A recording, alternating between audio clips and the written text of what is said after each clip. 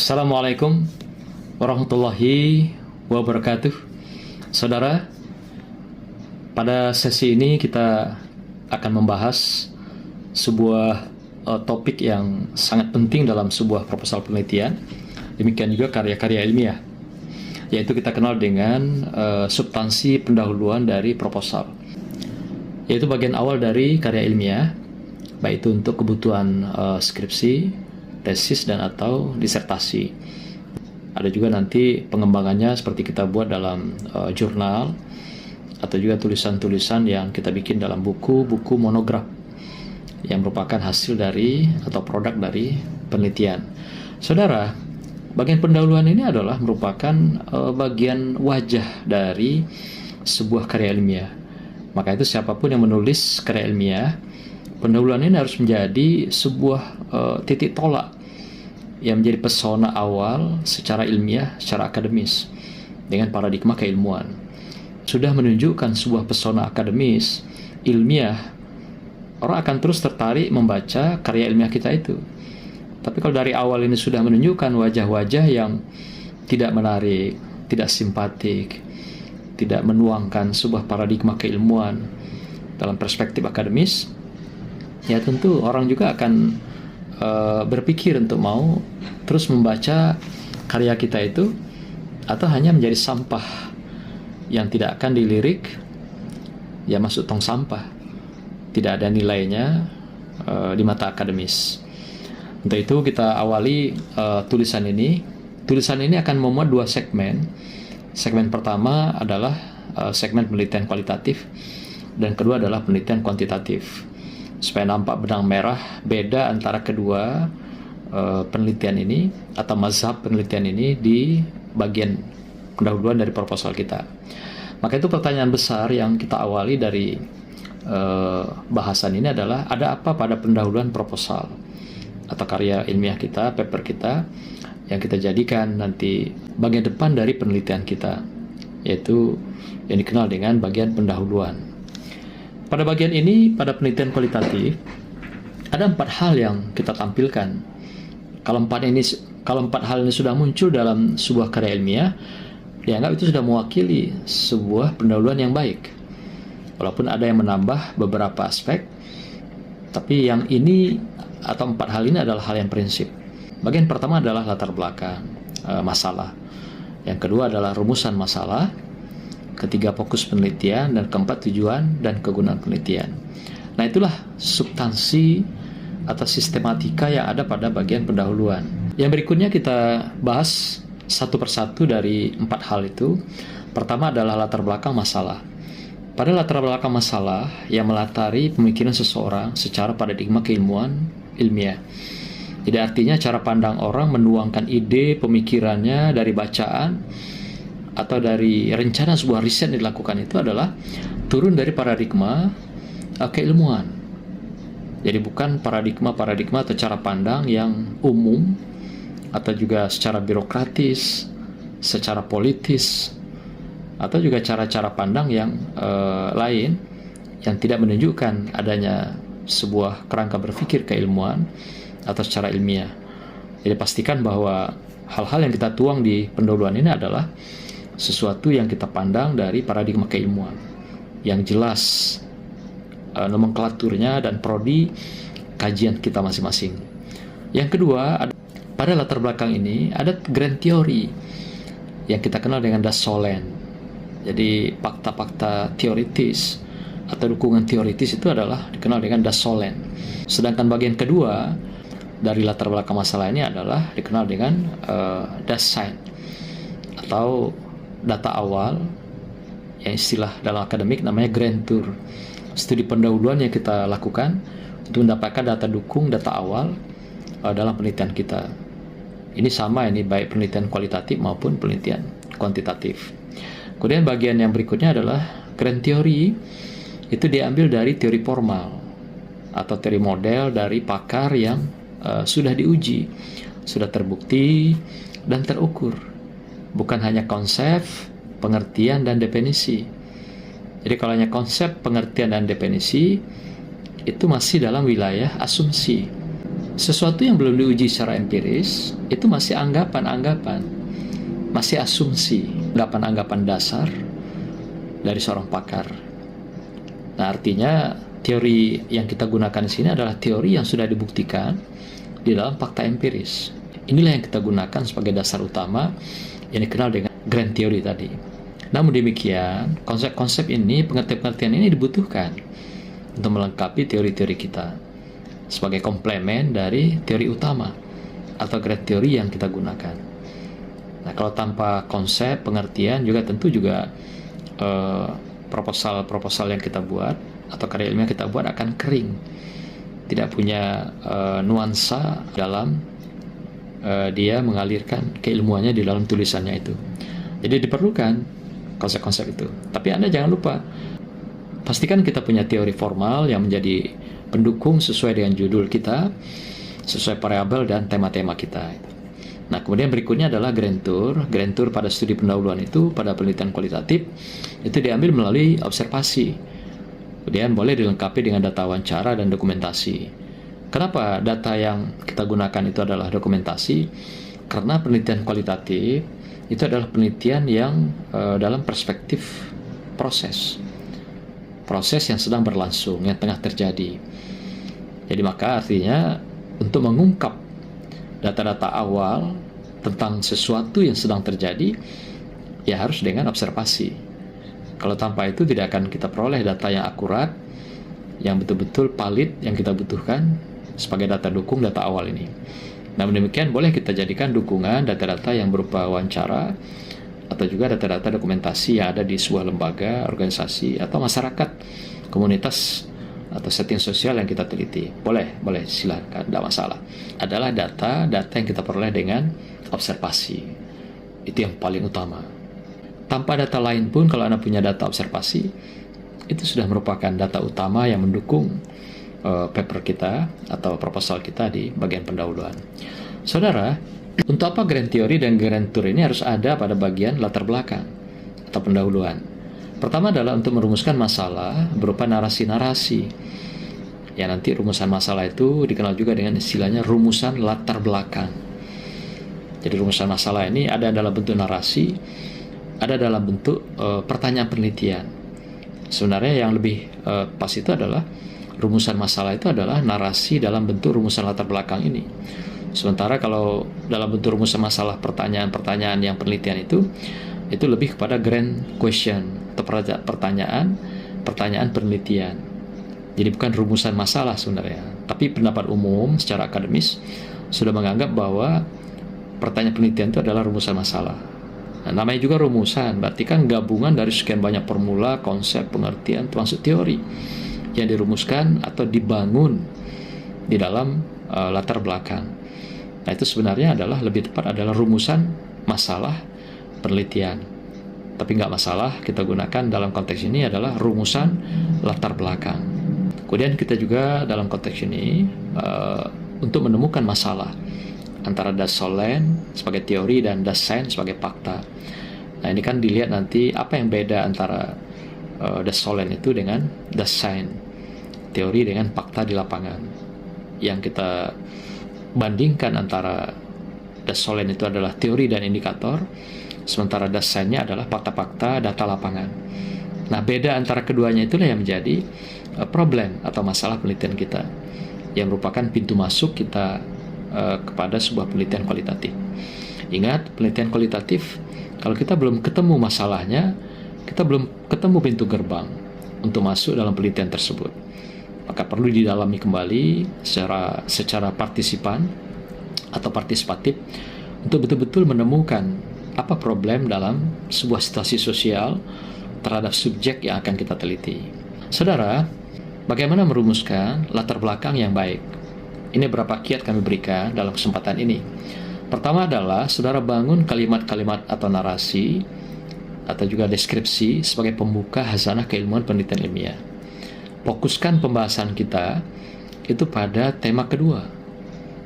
Jadi jangan pada tema-tema pertama, karena problem itu adanya di tema kedua.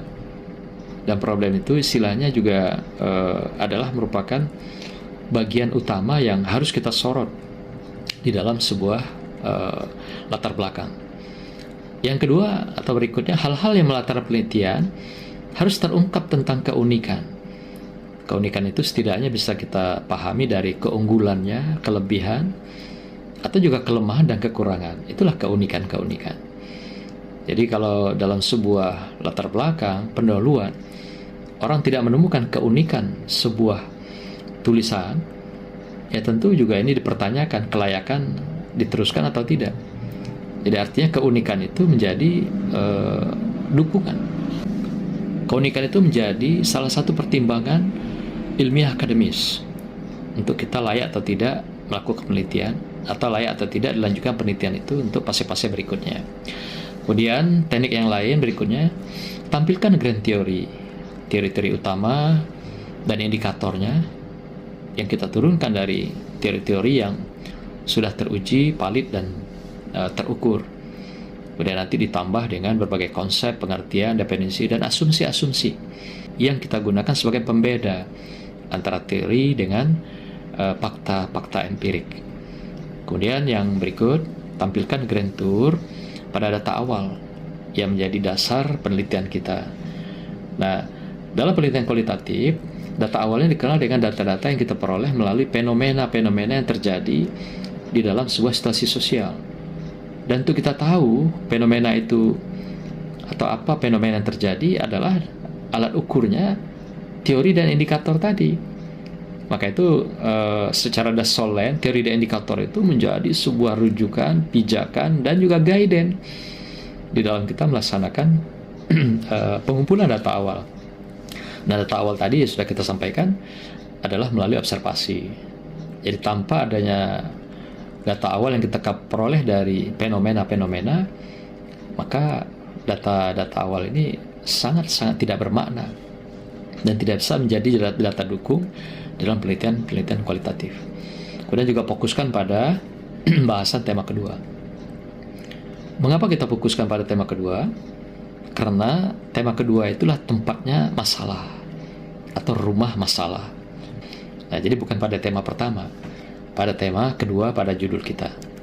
Saudara, bagaimana membuat rumusan masalah atau dikenal dengan grand question itu dalam penelitian kualitatif? Ada beberapa kiat yang bisa kita lakukan. Contoh penelitian transformasional kepemimpinan. Saya contohkan di sini, misalnya mengapa kepemimpinan transformasional belum mampu mengembangkan SDM di PTKIS atau di perguruan tinggi swasta di Provinsi Sumatera Barat. Nah, artinya kita mencoba meneliti di sini adalah tentang kepemimpinan transformasional, kepemimpinan yang melakukan perubahan. Katakan misalnya ada perubahan dari IAI misalnya atau Institut Agama Islam menjadi katakan universitas, atau juga sekolah-sekolah tinggi menjadi universitas secara umum. Pertanyaan utama di dalam grand question-nya, pertanyaan utama adalah aspek kemengapaan. Nah, kita seringkali di sini rancu memahami kok pakai pertanyaan mengapa, karena itu memang pertanyaan pokok utama wajib dalam penelitian kualitatif. Karena kita ungkap adalah bagian permukaan dalam atau makna yang sesungguhnya dari bagian permukaan dalam itu. Kalau tidak ada yang pertanyaan mengapa, kita tidak bisa mengungkap makna sesungguhnya itu, yang diistilahkan oleh Weber dengan Verstehen, yaitu makna dibalik perilaku seseorang, makna sesungguhnya dibalik tindakan seseorang, dikenal oleh Weber dengan Verstehen, tokoh dalam penelitian post-positivistik atau dikenal dengan penelitian kualitatif. Kemudian berikutnya baru ditambah dengan kebagaimanaan. Nah, pertanyaan kebagaimanaan adalah untuk menjaring data, mengungkap data pada bagian permukaan luar dalam bentuk narasi, deskripsi yang kita butuhkan, tapi bukan untuk mengungkap makna sebuah situasi sosial. Kalau mengungkap makna, tidak ada pilihan lain, wajib menggunakan kemengapaan kalau penelitian kualitatif lapangan ini atau field research. Pertanyaan bagaimana ini kita ungkap misalnya pada pertanyaan kedua. Yang pertama tadi kemengapaan, yang kedua adalah bagaimana kepemimpinan transformasional perguruan tinggi keagamaan atau swasta di Provinsi Sumatera Barat. Nah, aspek ini mengungkap kebagaimanaan khusus pada tema pertama. Kemudian tema keduanya ditanya pada pertanyaan nomor 3, bagaimana kondisi SDM PTKIS atau perguruan tinggi keagamaan Islam atau juga perguruan tinggi yang umum seperti sekolah tinggi akan menjadi universitas di Provinsi Sumatera Barat. Ini juga pertanyaan kebagaimanaan. Lalu yang berikutnya, bagaimana kepemimpinan transformasional PTKIS atau perguruan tinggi sekolah tinggi dalam mengembangkan SDM di Provinsi Sumatera Barat. Nah, jadi pertanyaan pertama mengapa, pertanyaan kedua adalah tema pertama, pertanyaan ketiga ada terkait tema kedua, pertanyaan keempat gabungan dari dua tema, yaitu tema satu dan tema kedua. Tapi pertanyaannya dimuncul dari kebagaimanaan. Bedanya dengan yang pertama adalah diangkat melalui kemengapaan. Yang berikutnya fokus penelitian. Fokus penelitian dalam penelitian kualitatif itu dilakukan sesuai dengan nomenklatur atau prodi peneliti. Artinya kita membatasi penelitian kita. Jadi fokus penelitian itu sekaligus pembatasan atau batas penelitian kita. Contoh misalnya sudut terkecil yang menjadi sorotan kita, kepemimpinan transformasional. Tidak mesti itu yang kita teliti secara langsung. Jadi fokus penelitian itu adalah merupakan sudut terkecil atau titik sudut terkecil yang menjadi sorotan, bahasan, telaah atau kajian kita. Seperti kasus tadi misalnya, kepemimpinan transformasional, yaitu kepemimpinan yang melakukan sebuah perubahan, apakah lembaga, demikian juga SDM, pembiayaan, kurikulum, sampailah kepada hal-hal yang sifatnya layanan atau public service. Nah, dalam konteks ini kita bisa menetapkan bagian terkecil itu justru sub dari tema atau variabel itu. Jadi misalnya sekarang ini kepemimpinan transformasional. Nah, pilih salah satu. Misalnya pada bidang SDM atau pada bidang perubahan kelembagaan. Jadi itu bisa menjadi sorotan kita, titik terkecil yang menjadi fokus penelitian kita. Dan itu langsung membatasi wilayah keilmuan yang kita teliti. Jadi titik sudut terkecil yang menjadi sorotan, bahasan, telaah atau kajian. Inilah cara-cara gampang untuk menetapkan daripada bagian fokus penelitian itu. Saudara, selanjutnya adalah bagian terakhir, tujuan dan kegunaan penelitian. Ini pun biasanya tertuang di dalam proposal kita. Ada dua aspek, pertama tujuan dan kedua adalah kegunaan. Perihal tujuan itu biasanya menyangkut hal-hal yang terkait dengan secara teoritis. Apa yang kita inginkan, tujuan akhir daripada penelitian kita lakukan. Tentu setidaknya misalnya untuk menambah khazanah keilmuan misalnya, atau menambah koleksi-koleksi di bidang prodi tertentu pada universitas atau perguruan tinggi. Ini bisa dijadikan sandaran secara teoritis. Nah, kemudian secara empiris adalah hal-hal yang sifatnya lebih kepada teknis dalam bentuk disertasi, tesis, atau juga dalam bentuk skripsi. Atau dalam bentuk lain, skill-skill apa, kecakapan apa, keterampilan apa yang bisa kita ingin capai dari tujuan melaksanakan penelitian ini. Nah, tapi secara fisik, secara empiris tentulah wujud nyata daripada karya kita, dari karya ilmiah yang kita dambakan atau kita jadikan tujuan. Kemudian berikutnya secara praktis atau kegunaannya itu secara praktis adalah sumbangan apa yang kita berikan sebagai rekom kita untuk lembaga, organisasi, komunitas, atau juga siapa saja para pihak yang terlibat dalam penelitian kita. Nah, ini menjadi kegunaan secara praktis. Masukan apa untuk perbaikan dari sebuah lembaga, organisasi yang menjadi tempat atau status sosial daripada penelitian kita. Itulah penelitian kualitatif yang kita kemas di dalam pendahuluan atau latar belakang, sehingga ini menjadi sebuah ekspresi akademis, ekspresi ilmiah yang menjadi daya tarik pesona bagi seorang peneliti di dalam menampilkan pintu gerbang karya-karya ilmiahnya yang dipersembahkan untuk pembaca atau siapa saja yang terkait atau punya hubungan dengan penelitian yang kita lakukan. Yang berikutnya, segmen kedua adalah penelitian kuantitatif. Penelitian kuantitatif adalah merupakan penelitian positivistik atau penelitian yang berbasis angka-angka, nilai. Demikian juga dikenal dengan penelitian berbasis statistik atau berbantuan statistik dan komputer. Itu bisa memudahkan kita di dalam melaksanakan analisis data. Saudara, sistematika dan substansi pendahuluan proposal penelitian kuantitatif ada 5 hal. Pertama adalah latar belakang masalah, kedua identifikasi masalah, ketiga pembatasan masalah, keempat rumusan masalah, dan terakhir kelima tujuan dan kegunaan penelitian. Hampir sama juga sebenarnya, tapi ada beda di sini yang agak signifikan. Di kuantitatif itu ada namanya identifikasi masalah. Nah, di kualitatif nggak ada. Tapi yang lain-lain hampir mirip sama gitu. Nah, karena itu kita mulai dari yang pertama, yaitu latar belakang masalah penelitian kuantitatif. Apa yang kita maksud dalam konteks ini? Dalam aspek yang pertama, kedua, dan ketiga hampir samalah. Hal-hal yang melatari kemudian latar belakang masalah itu ada grand theory dan grand tour ya. Atau grand theory dikenal dengan Dassolin dan grand tour Dasein. Demikian juga grand theory diambil dari teori formal, didukung konsep konseptual dan asumsi-asumsi peneliti. Kemudian juga yang membedakan paling mendasar adalah pada aspek grand tournya ini atau studi pendahuluan. Kalau tadi penelitian kualitatif kita mengambil data-data itu didasarkan pada observasi. Kalau dalam penelitian kuantitatif kita dasarkan pada penelitian ini untuk menggunakan data-datanya dari dokumen-dokumen yang ada dalam sebuah situasi sosial atau populasi sampel. Nah, mengapa diambil dalam bentuk dokumentasi? Nah, maksudnya adalah karena penelitian kuantitatif itu adalah hal-hal yang sudah terjadi atau proses yang sudah berlangsung. Beda dengan kualitatif. Kualitatif tadi kita mengungkap fakta yang sedang terjadi atau mengungkap meaningful, makna yang sesungguhnya dalam sebuah penelitian. Di kuantitatif tidak.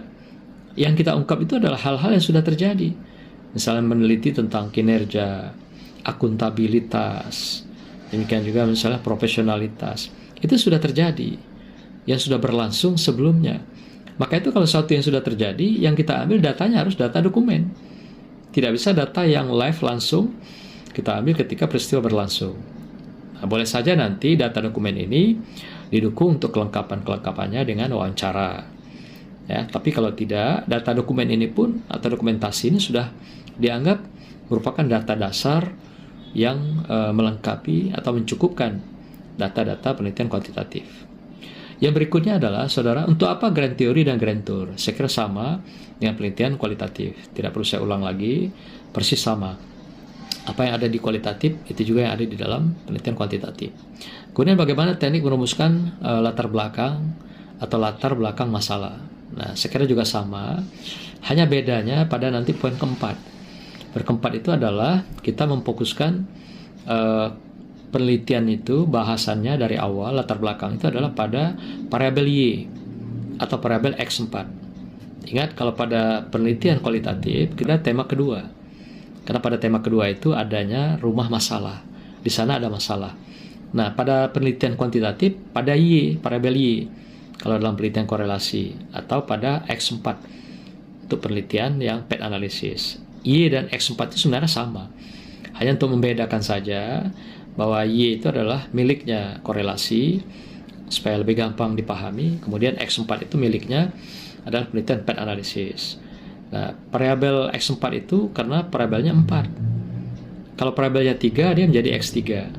Kalau variabelnya 2 dia menjadi X2. Dalam penelitian analisis jalur ini atau path analysis ini juga dikenal bahwa variabelnya bukan variabel terikat dan bebas. Kalau penelitian korelasi, Y itu adalah variabel terikat. X1, X2, X3 adalah variabel bebas. Sedangkan dalam penelitian path analysis tidak begitu dikenal dengan istilah variabel terikat dan bebas. Dalam penelitian path analysis, kita mengenal variabel ini bukan variabel terikat dan bebas, tapi kita kenal dengan istilahnya variabel eksogen dan endogen. Jadi variabel eksogen itu variabel bebasnya, endogen adalah variabel terikat. Nah, inilah bedanya di antara penelitian korelasi dan juga penelitian kuantitatif yang path analysis. Mereka menggunakan istilah eksogen dan endogen. Nah, kemudian yang lain-lain saya kira sama, tidak ada masalah. Yang penting bahwa ketika kita membuat data dukung, pastikan bahwa dia berada pada variabel Y atau variabel terikat dan variabel yang endogen kalau dalam penelitian path analysis. Karena di sanalah tempat atau letaknya masalah atau rumah masalah dalam penelitian kita.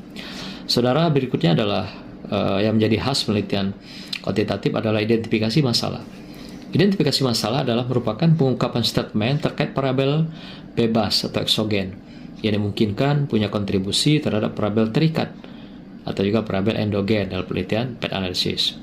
Kemudian, identifikasi ditelusuri berdasarkan teori yang terkait variabel bebas. Jadi variabel terikat atau X4 tidak diutak-atik. Kita hanya melihat dari sudut variabel bebas.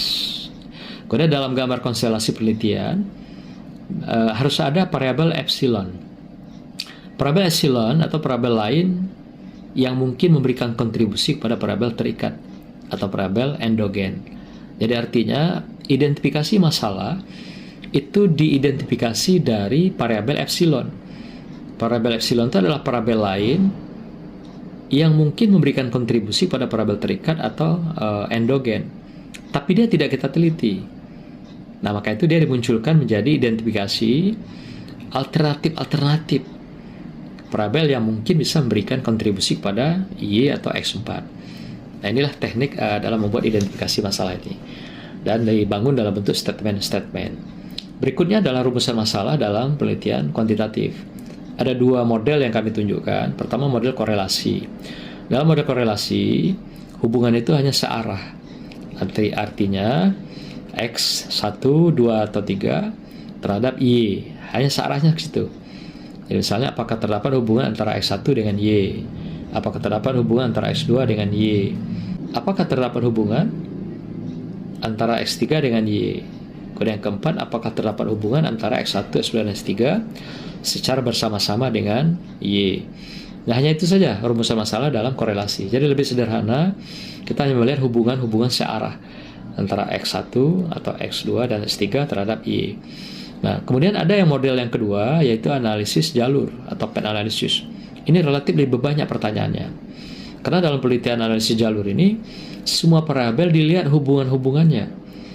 Jadi baik itu antara langsung dan tidak langsung, atau juga ada variabel antara, intervening misalnya, itu semua dilihat.